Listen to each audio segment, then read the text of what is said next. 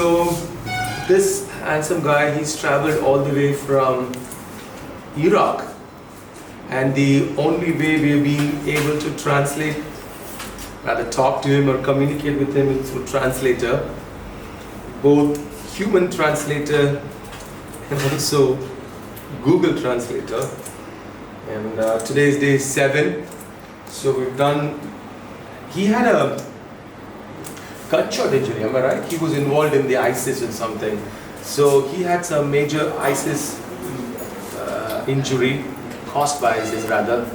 And then he had a primary surgery done there some years ago and a secondary one, and now we're doing some work around his temporomandibular joint to correct his asymmetry, and we also work on the orbit. So there's still some swelling there. During the injury, he also lost his facial nerve function, so we've not been able to restore that. We've done surgery to do orbital reconstruction, malar reconstruction, and a little bit on the temporomandibular aspect. We're also going to show you his scans later, what we've done.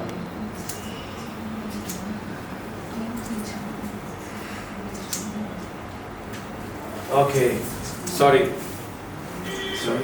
finished. Okay, so that's the first thing that's gone. Now I'm going to take off the ones around the nose. This is not going to hurt as much. So we also did a little bit of work on this aspect of the nose because it was a deviation, there was an asymmetry, it was a closed nose job, and it was like one-sided. You can see there's still swelling there. So photo got it,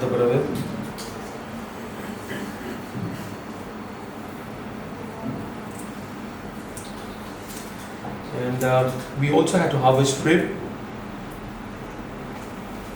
for the orbital and malar reconstruction. I'm going to show you how he looked before.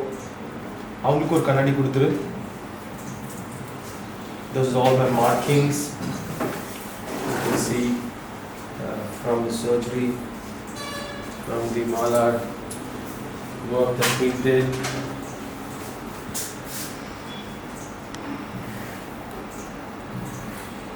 This is still early days, because there's still swelling from a lot of the bony work that we've done. There's still significant improvement, especially around the orbit. You're going to see that in a while. And these are the very, very fine sutures I have placed. That's not going to be visible. I use a lower blepharoplasty incision and approach to go all the way up to the area that I'm just mentioning now. So, and then there was a lot of issues into the orbit as well. Okay, so you can see now, So you see his main concerns, you can clear that. So this was a lot of tethering here. The orbital content had pushed the eye out, especially anteriorly, which was called like a proptosis. You can now see both the eyes are similar. Yeah, we've gone this down. This is all some swelling. That's going to come down. Again, this is swelling from the malar augmentation, which is also going to come down by about 20-30%. And then it's going to get the nice shape. Okay, we're going to show you some other views also.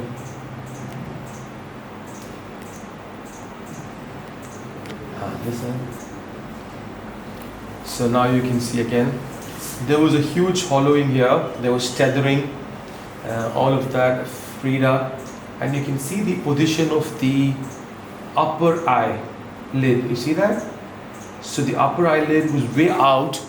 Now it's correct. So in fact, I haven't done anything to the upper eyelid. All what I've done is to the lower eyelid and the whole orbit.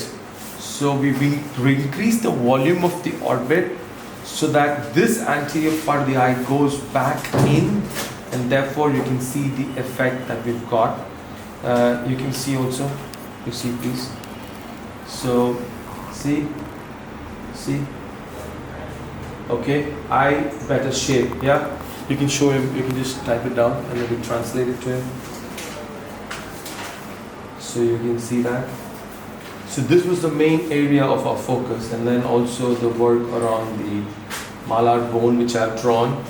And this looks a little overdone. It's going to resolve more because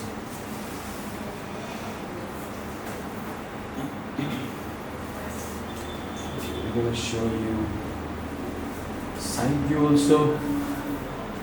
Again, you can appreciate the eye, the lower eyelid, how it was sticking out.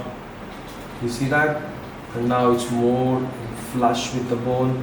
No depression there. The eye is not out. The whole globe has gone in. So that has resulted in. Now you see. Once more, you can see the difference before and after. And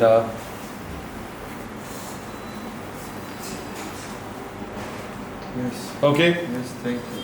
Yes. And just tell him that this swelling is going to go down, especially around the malar region.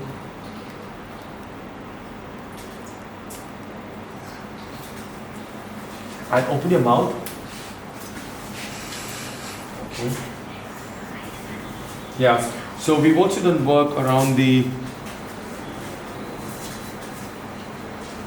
Yes.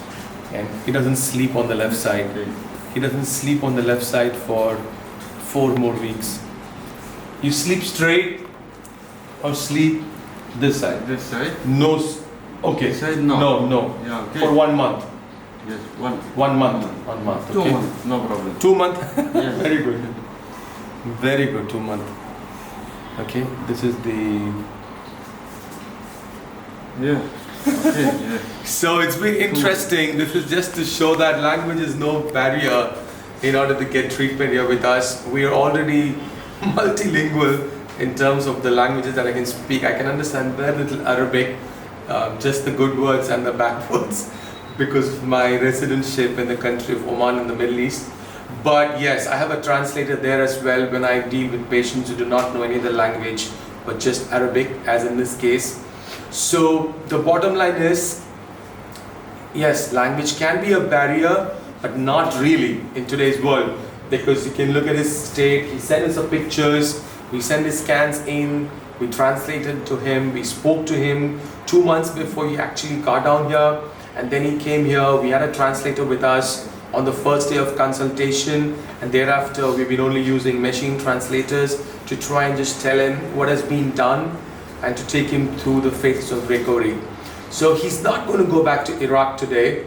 We're going to make him stay for a few more days in our city. I'm going to take off these sutures now, but because he goes back to a far off land where even communication is going to be difficult, where even I won't be able to troubleshoot at all, or very hard.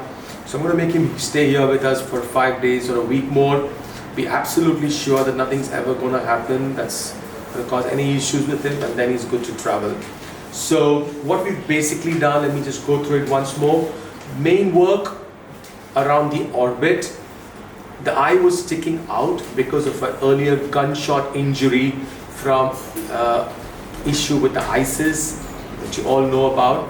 And then he had a primary surgery, was not fixed perfectly. We've done a reconstructive orbital nasal work. So this is how he looks right now. We've also done some malar augmentation, little bit work on the nose and work on the TMJ to give him that symmetry, because this side was a little bulgy. Also he had some issues with his jaw when he opened and closed. So it's a little complicated, little bit here, a little bit there kind of a work. It's taken us about 4.5 hours to do all of this. And we've not given him any scars. There's a scar inside the mouth as well. It's all healing good. The scar inside the nose. Let me show you that. You can see the scar here. The incision there, the suture. And these are the rapid 6 that we used for the blepharoplasty that we're going to take off today. Thank you.